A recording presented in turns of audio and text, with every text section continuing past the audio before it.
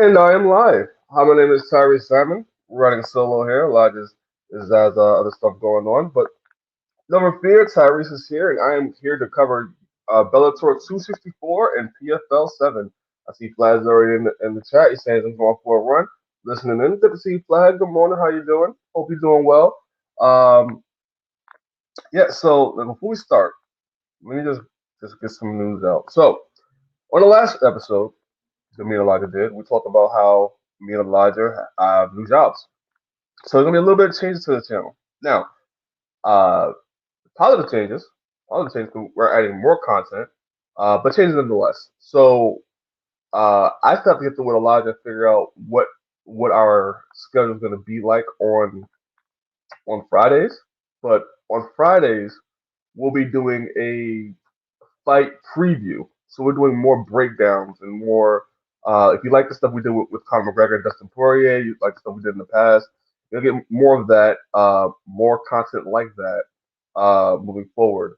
So every Friday we're going to either maybe tape or do a live show, depending on what you guys want.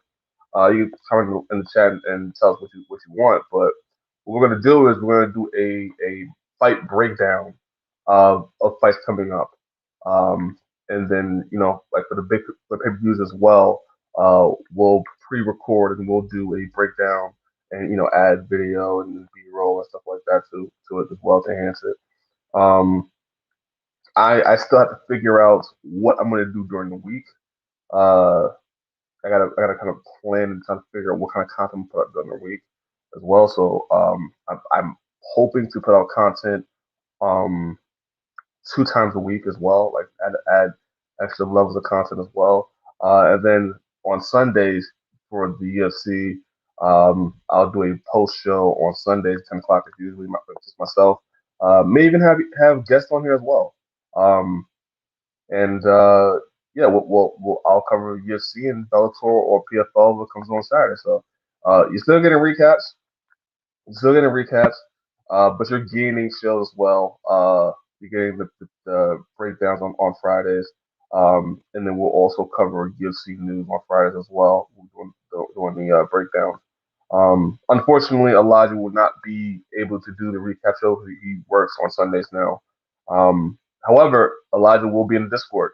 So again, if you haven't signed to the Discord, I'll share the link in the description. Definitely join the Discord. You can definitely hear Elijah's thoughts and I thoughts and other viewers on this channel and the subscribers on this channel thoughts on UFC matters, PFL matters, Bellator matters, anything going on in the fight world. We talk about it. So definitely tune in for that. Um, which brings me to my other announcement. So going back to figuring out the content, um, I really have to game plan to kind of figure out what I'm going to be doing moving forward during the week. Right, I'm adding 2 extra levels of content too, so I don't want to just babble and just not have a game plan of what I'm going to talk about. So I would have to get with Elijah, and we're going to kind of brainstorm ideas of like what we can do during the week moving forward. Um, I do plan on going back and doing more interviews. I do plan on you know interviewing fighters for fights, stuff like that. I'm working on connecting with another MMA website uh, that I am associated with. So we'll see what's going on with that. But next week, next week, the week of I think Kevin Gastelum and Cannonier, we will not be doing anything related to this channel. We're going to take a week off, kind of brainstorm things, kind of figure out what we're going to do moving forward. And I believe the following week is the Tyron Woodley Jake Paul fight, which I know I'm going to be covering. Um, I think there's a UFC fight on that weekend as well. So uh, I either myself and Elijah going to be doing a recap for that, or I'm going to be doing a recap for that. But we're definitely talking about Jake Paul versus Tyron Woodley because I think that is very important. I think you guys want to hear our thoughts on it as well. So I'll give out more information on that, and I think at the beginning of September I should have an idea of what we're going to be doing during the week. So whether we'll do a format where we'll have you the viewers come on here and we'll talk about MMA or what have you. You know what? Say Derek, do that. Duque, hold on for that. Hold on that point. We're going to get to that in a second. But I have a lot to say about Rory. I have a lot. I have a lot. So, but that's the announcement. That's the announcement. Now, without further ado, let's get into the show. Okay. First things first. Let's start with PFL, the main event. So, I was very interested in this fight, right? Because this this to me was the most dangerous opponent Rory MacDonald I think has faced in a while, right? He had the fight against Douglas Lima, the Gegard Mousasi fight. It was an upper weight class, so there was an excuse there. So this one was a welterweight fight. This is a guy that has been somebody that the PFL has put their put their brand up, I believe, behind. So I was interested to see how Roy McDonald would do against a guy in Ray Cooper III, who is very, very good. Is in his weight class, and I think Roy McDonald had the tools, to make it interesting, to make it a very interesting fight. This fight should have been the most interesting fight of yesterday between PFL and Bellator, but that wasn't the case. That wasn't the case. Okay, I'm gonna put this post right here. I believe Rory is done. He was a great fighter, one of the best, but I think those tough wars he had in the past have taken a toll on him. Dude K, I could not agree with you anymore. Ray Cooper the third yesterday. If you didn't watch on PFL on ESPN Plus, you can watch it again. Ray Cooper the third absolutely dominated, and I mean dominated. Like Rory McDonald had zero chance, I think, in that fight. Uh, as the minutes goes by, the round goes by, it seems more and more like Roy McDonald, that fire that was in him is no longer there. And Duke, I want to get your thoughts on this one. Fly politics too, if you're able to. Um, I remember a time where Roy McDonald was supposed to be the next guy coming out of Canada.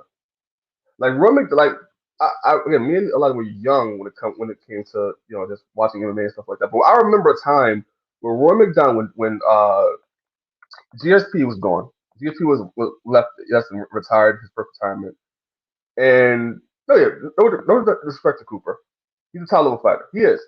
But let's just stick on Roy for a second because I think Roy's a big like. I've never seen a fighter that one fight changed the whole entire trajectory of their career.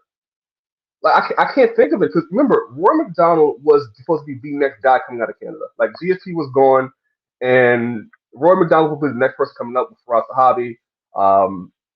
He had one loss prior with Carlos Condit. That was a young Rory when he was like 10-0, and then after that, Roy McDonald was going on a tear. He was going on a tear. He was beating guys. He beat Tyron Woodley. People forget that he beat Tyron Woodley. Like he beat credible names in his career.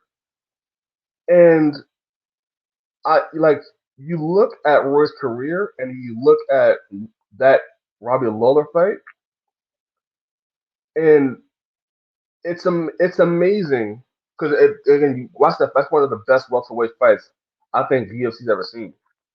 Period. Uh, Roy, you know what? Rory was supposed to be the new GSP, and I think, and I think I know at this point, and Duke K, you could tell me please as well. And Flat how you say you used to be an assassin. Uh, you're put up. Yes. People forget Rory McDonald faced Tom Woodley. He was an assassin, but something like that that Robbie Lawler fight. Sorry, which is one of the greatest welterweight fights we've ever seen. Wait, greatest welterweight title fights we've ever seen. We'll ever see. We have that image of Roy McDonald and Robbie Lawler both beating each other up. Robbie Lawler's lip is completely split open. You have Roy McDonald spewing out blood out of his nose. His nose is clearly broken. And you see the staring down before the fifth round. Like that image is history. That is an iconic moment in history, let alone UFC.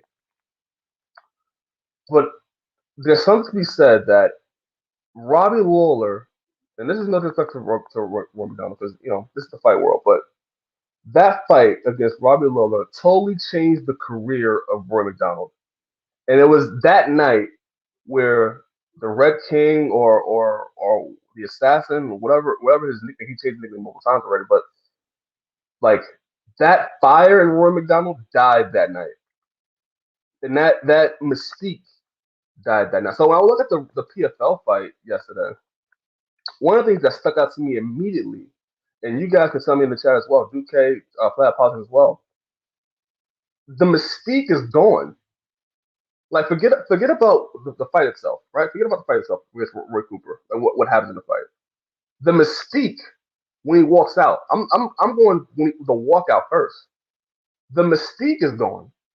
I remember a time when Rory MacDonald was coming out. You have that mindset. Oh, it's going to be Rory MacDonald's going to come out there and just put on a clinic. Oh, Rory MacDonald's going to come out there and just show why he's one of the best welterweights in the world. And when I seen Rory MacDonald walk out, I he was just another guy.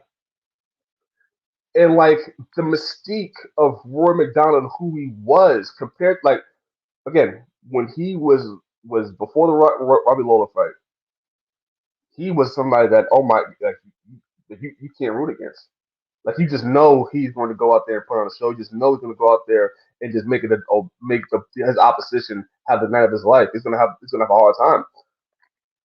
And yesterday, I didn't see that. I didn't feel that. Like the energy was gone. And I kept thinking back to Roy MacDonald after that fight. Like we go through his career after that. I have it here. Roy MacDonald loses to Robbie Lawler by knockout in the fifth round and UFC 189, which may be one of the best main cards of all time. You got Conor McGregor versus Chad Mendez. You have Roy MacDonald versus Robbie Lawler. I think some other fights as well. I think Gunnar Nelson was facing somebody else on that card. Thomas Almeida was on that card. Like it was a banger card. Stephen after Robbie Lawler fight, he takes a year off, comes back to fight Stephen Thompson. Stephen Thompson puts the business to him.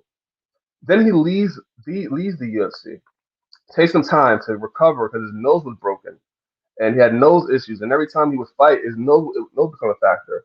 Then he goes to Bellator. He has a good run in Bellator, but he hits a brick wall. He beats Douglas Lima, and then Douglas Lima beats him. And then he tries to go to middleweight to fight Gegard Mousasi. But through that whole Bellator run, it didn't feel like the Rory MacDonald we used to see. It seemed like the shell of himself. And then now we're in PFL, and this is supposed to be where Rory MacDonald is supposed to thrive, right? He had a good fight against Curtis Millender.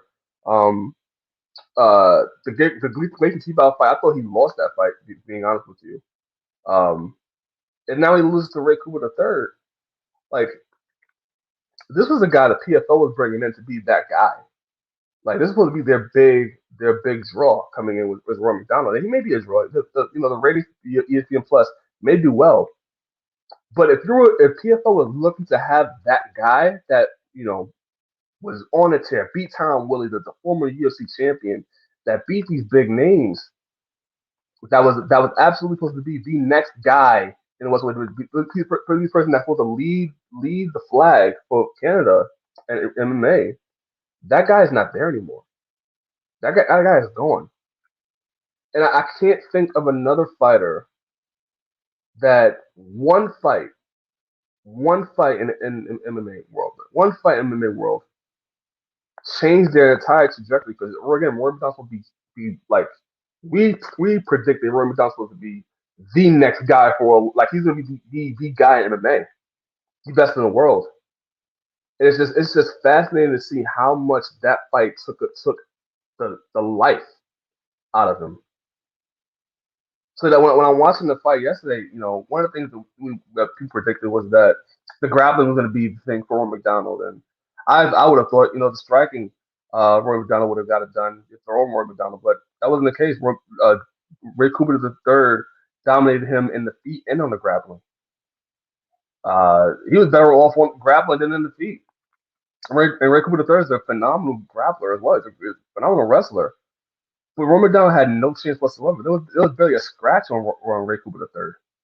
To me, it didn't feel like it didn't feel like they were even on the same level anymore. And that's crazy to say, because of how good Rory MacDonald was. And I was just amazed and astonished by how much has changed in that year. I mean, in between these years, between Rory MacDonald pre Robbie Lawler and now. And somebody made a great point as well with the Rory MacDonald card, the UFC 189. I'm gonna list all these names to you guys. You had the main event between Conor McGregor, Chad Mendes. That was a big prime for Conor McGregor. Robbie Lawler, Rory MacDonald, Jeremy Stevens, Daniel Bermudez, Gunnar Nelson, Brandon Thatch, Thomas Almeida, Brad Pickett. Wow, that's the name. Like, look at that main card. The names I listed off. You just look at where they are in their careers. It's almost amazing. Conor McGregor, he's down 2-0, probably the worst he's been in a while. People are predicting he retires. Chad Mendes is going to do bare knuckle boxing. Robbie Lawler is going to fight Nick Diaz and hopefully rejuvenate his career. Rory McDonald, we talked about Rory McDonald. Jeremy Stevens is where he is at this point. Dennis Bermudez, like just listen to these names, and that's supposed to be one of the best main cards we've ever seen. And you just look at just the careers have just changed. You know, it's amazing. But no shade to Ray Cooper the third. Sorry. I'm gonna read this here. Okay. Roy should retire and open up a gym. No need to keep fighting, taking damage if you don't have that fire anymore. I agree. I agree. I agree. 'Cause you know what it is, Duke, and you could tell me if you agree, right? It's not that like it's it's sad. You get what I'm saying? It's sad because you know how good Roy McDonald was, right? Like you know how good Roy McDonald was, Duke, and you just see just where he's at now in his career. Like that's when you like the names of UFC 189, like Chad Mendez and all these guys, like especially Roy McDonald. Like after that Robbie Lawler war, you just see like that guy is not there anymore. And like he's fighting, and he probably could have some good fights. He beat Curtis Miller recently, he did beat Douglas Lima. Beat him for the championship. He lost it, but like he can still fight with the best of them to a degree.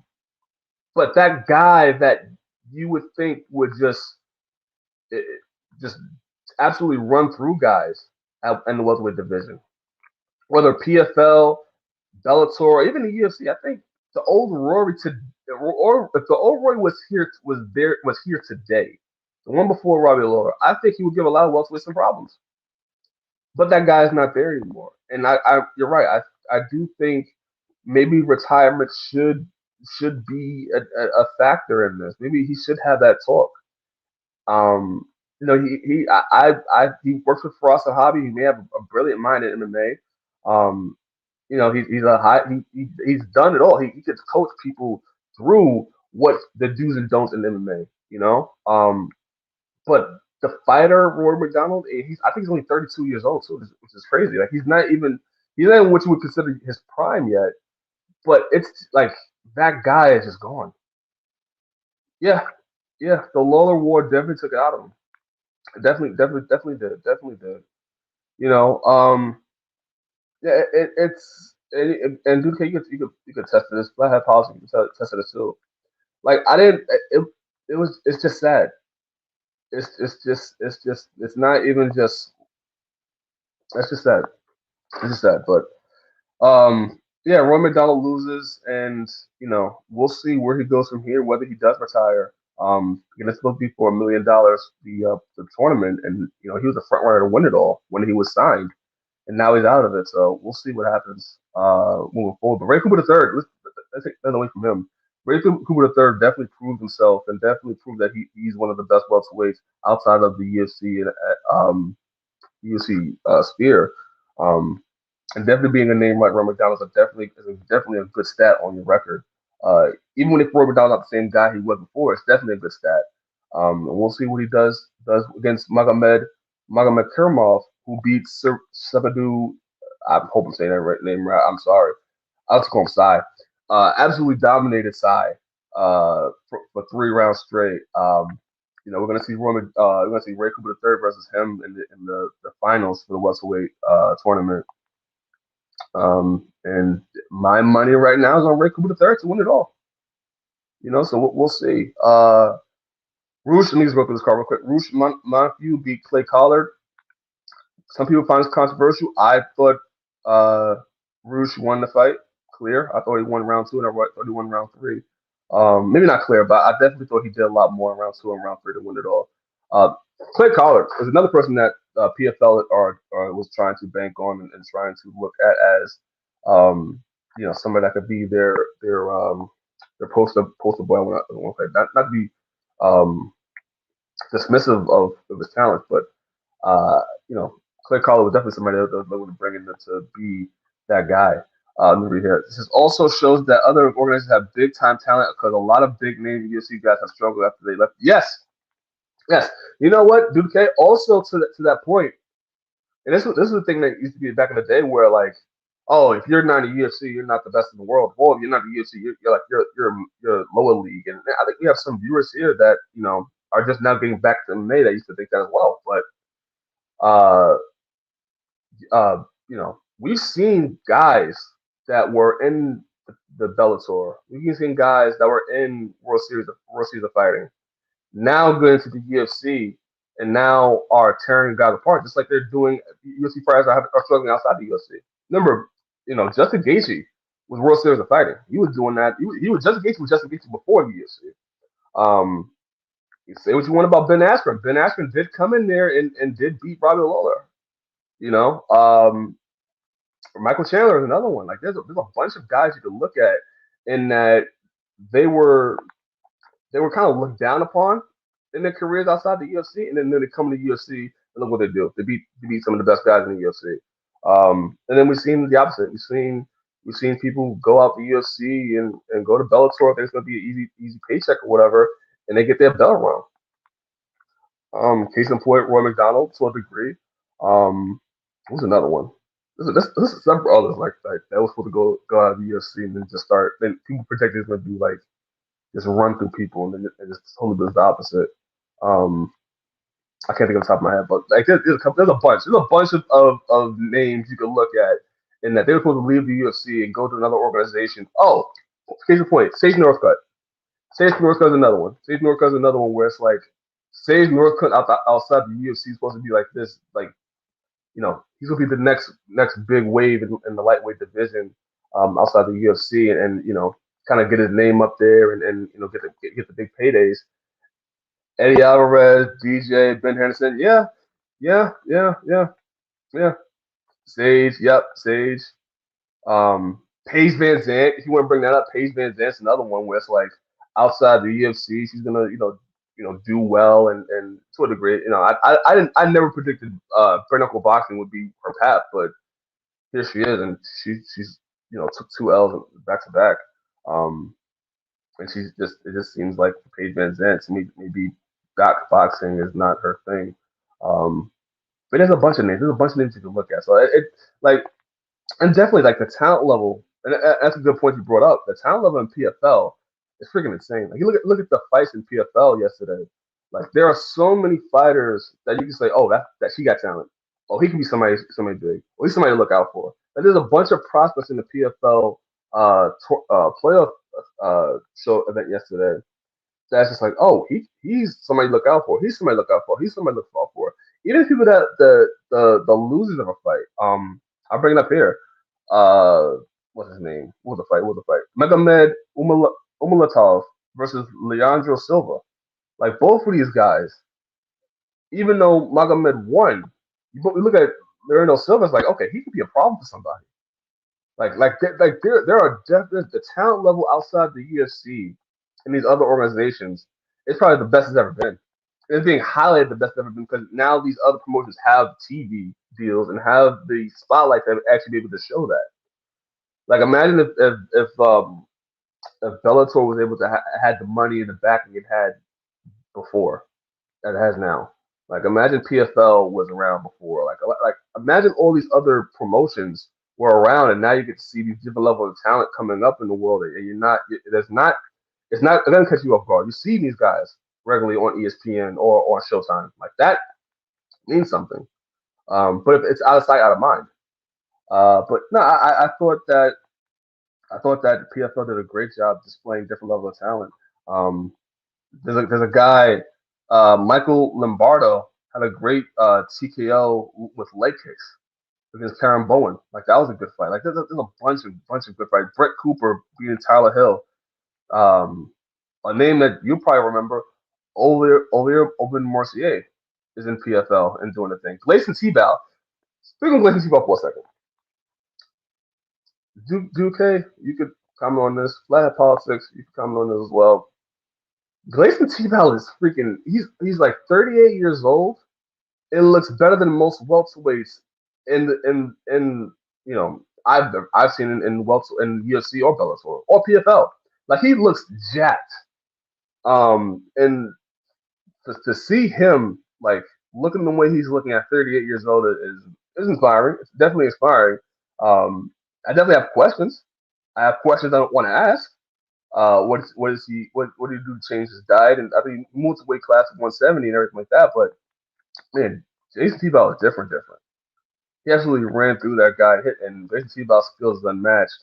Um, we'll see what he does. They're going to put him in the tournament next year, but Jason Tebow is definitely somebody that is just reigniting his career in the PFL. And again, this is what having these other organizations and promotions doing well does. Like when you have organizations like Bellator, you have organizations like the PFL, Rising, One Championship. Now you get to see other talent that may not do well in this organization do well in this organization, or may have challenges like you said, Duque. And now you're getting to see other fighters fighting other great fighters in other organizations, and it's not just the developmental of people you think of as. Now it's the best fighters are fighting. Some of the best fighters are fighting in Bellator. Some of the best fighters are fighting in PFL. Some of the up and coming talent fighting in Rising with it. Like we have different avenues to see great fights. So it's a great thing to see. But overall, I thought the PFL card was great. Definitely some great action. Definitely some fights to go back to. Not the main event, of course. Um, and for Rory MacDonald, man, I do think that a retirement talk should be had, and just planning what's next after fighting. That's always the biggest thing. It's like what's next. If I don't have this, what's next? And I hope that he has something like maybe coaching or opening up a gym that helps fuel that. But overall, guys, you know how we do. We give our ratings, give it A through F rating for this card. Dude, can you please tell me flat pot? My God, flat politics. Please tell me. Sorry. I would say this is a solid B plus. It's not an A minus. It's not an A card. But there's definitely some fights on it. Definitely some entertainment there. Definitely some profits to look out for. Um, and I think PFL continues to do a great job. Their commentators on PFL continue to do a great job. Um, the fighters, the talent they have there, the up and coming talent you're going to look out for. You know, PFL PFL in the last 2 years has done tremendous in terms of just creating talent, developing talent, and also having the spotlight and bringing the promotions and trying to share these stories of the talent and trying to, you know, get personal with like the Clay Collard vignettes they were doing throughout the night that were touching about his brother.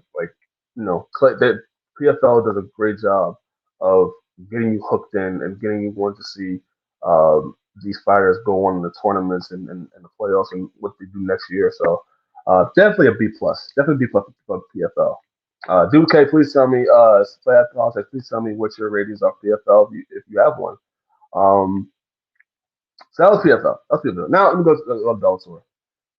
Bellator 264, Sue Gegard Mousasi, absolutely. I wouldn't say run through because it took a while, but he definitely got the better of John Salter in round two and round three. Um, Gegard Mousasi defending his title once again. I didn't think it was going to be John Salter. I thought it was going to be Austin Vanderford. If his name is, I think he's the guy that is with Paige Van Zandt, I believe. So you want to worry about? Okay, all right, don't worry about it. I got you. No, it's not politics. I got you. Don't worry about it. You don't need to watch. You don't need to watch. You go back and watch it if you can. But I got you. So Gegard Mousasi beats John Salter by TKO. Uh, the more the basic premise of this whole to surmise this whole entire fight is John Salter needed to take Gegard Mousasi down to the ground and try to work from there and try to look for a submission. Gegard Mousasi being the vet, you know, he's seen it all, he's done it all, he's also very well rounded.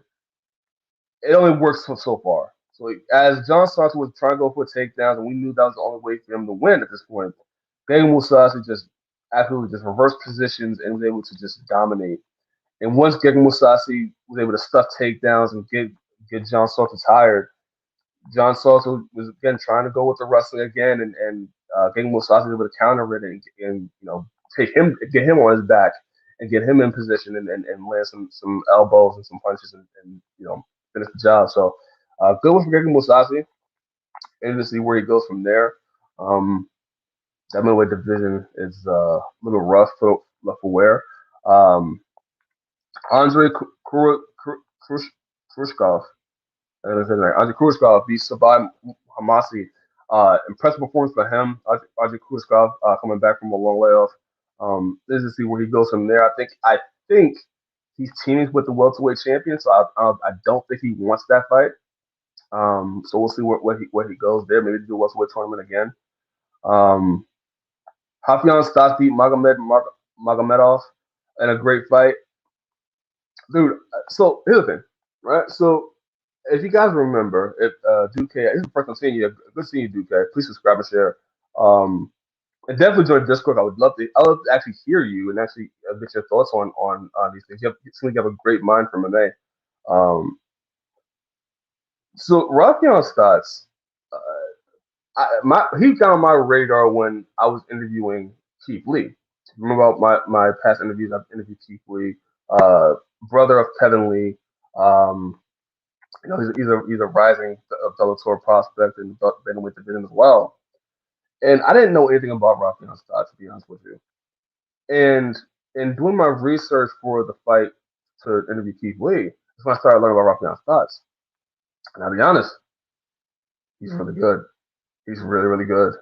And one of the things I wanted to ask Keith Lee, and we'll see if we'll do an interview with him again. Um, Rafion Stats is pretty big for that bantamweight division. Like he seems like he's completely different than these other bantamweights. And he's technical. He also has the striking. I know he has the grappling as well.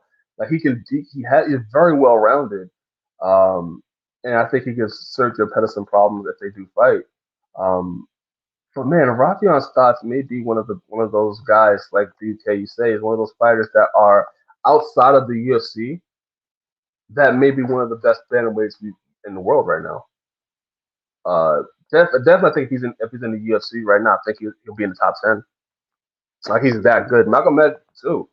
Um, so it was Rafion Stotts' night. I think Rafion Stotts won all three rounds and by close margins.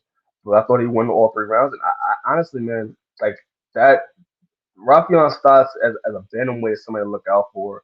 Um, and I would love to see him one day take a trip over to UFC and see what he does against the best bantamweights there as well. Like that's the one that stuck out to me. It's like, okay, he's one of those guys like an Eddie Alvarez or a Michael Chandler or a you name it. I've been asking to a degree again. Been asking was what he was. But at the time, people were looking at there asking like, what would happen if that guy took the trip to the UFC and fought the best of the best? And just like AJ McKee now. And I think Rafion Stotts is that guy. So we'll see what he goes from here. He should be the number one contender, but we'll see how that fight plays out. With Sergio Pettis who's also a team for sports. Davion Franklin beat Everett Cummings by knockout. There's some really good fights on this card. I thought as well it's a solid B plus, a solid B plus card. Gegard Mousasi does what he does. The main event was nothing to write home about, but I thought the other fights on the card delivered, and I think there are some definitely talents to look out for in Bellator. Again, like Dude said, there's other big names and these other organizations that are really proving that okay, maybe the best in the world may be in these other organizations as well. So it'll be interesting to see. So, Duke, if you have a rating for Bellator 264, I'll share it. I have politics. You said you didn't watch it. But yeah, that was my recap for Bellator and PFL. Um, so let's see what they go from there as well. I think the next PFL card is next week as well. I will be covering. And then Bellator is doing. This is a throwback name. I think is it not Czech Congo? I'm pretty sure Czech Congo's fighting next week. Let me just see here. Yeah, Czech Congo. Czech Congo. That's a That's a throwback for your ass. Hear the name Czech Congo. But Czech Congo is fighting next week, so that should be interesting. Um, but yeah, I won't be covering it. I got one. I'm gonna plan out what I'm gonna be doing on this channel moving forward in terms of just extra content. Um, Two, is one of the rare times I'm actually gonna spend time with family as well. So I'm actually gonna spend time with family during the weekend, which will really happen, especially in New York now with whole COVID and social distancing, and now vaccination requirements, stuff like that. So definitely want to just spend time with family and then just hang out with them and just clear my mind and try to figure out moving forward. But we will be back, definitely. For Tyron Woodley versus Jake Paul, we're definitely covering that. And that would definitely be a watch along in our Discord. Matter of fact, I'll put the Discord link in here. You can join as well. Give me 1 second. This is live. Let me see. Boom. I'll put it in the comment section right now. All right, so that's the Discord. Dude, please join Discord. Please join Discord. I'd love to hear you. If you haven't subscribed, please subscribe and share, and like. Um, I definitely I haven't heard Czech Congo's name in a while either. But yeah, man, we're going to be doing a watch along for Tom Woodley versus Jake Paul for sure. I don't think there's any other cards on that week as well. I think it's just that. So we'll definitely cover that. And yeah, so we're gonna be taking a week off. Like I said, taking a week off next week. Um, I'll definitely fill you guys in on what's going on moving forward. We'll give announcements, proper announcements regarding the future of the channel. Again, you're not losing anything, you're gaining. It's just the fact of I have to figure out what kind of content I'm going to give you guys as well. And so that's like before I end off, I'll just say some things here. Um, so this new job with SE Scoops is something that I didn't think I would never have. Like being able to talk about pro wrestling and write about pro wrestling is amazing. I've been a pro wrestling fan since I was maybe about 9 years old, even before that. My whole family was. So be able to be a journalist, be able to cover pro wrestling is amazing, uh, amazing thing that happened to me in my life.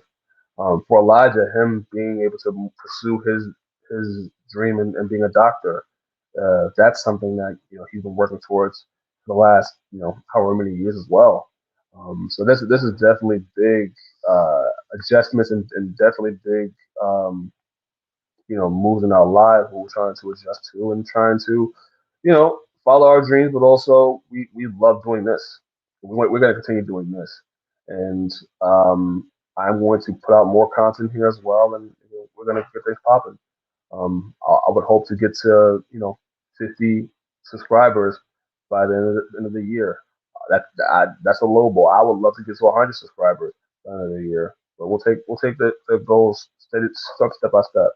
Um, but yeah, I'm gonna update you guys. I'm gonna update on the Discord. I'm gonna update on here. I'm gonna probably do another video next week, just updating you guys on what the situation. But yeah, we're getting a lot of more content. Hopefully, a lot more interaction with you guys. Dude K, thank you for joining. Flat Pocket, thanks for joining as well. If you're watching on VOD, we appreciate you guys. We love you guys. Thank you, Flat. Thank you. Um, and yeah, man, it's gonna get better and better. So definitely look out for you guys. So signing off. My name is Tyriece Simon.